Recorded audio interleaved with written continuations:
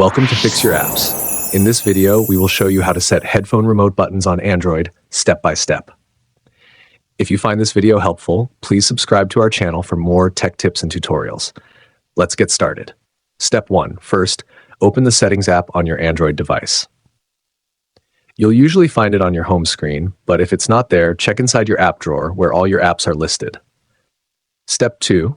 Once you're in the Settings menu, scroll down through the options until you see one labeled Sound and Vibration. Tap on this to open up the sound settings. Step 3. In this menu, scroll down once again and find the Sound Effects option. Once you see it, go ahead and click on it. Step 4. Next, look for the Headphone Remote Buttons option on your screen and tap on it. Step 5. Inside this menu, you'll see two options: Control Volume Level and Control Music Playback.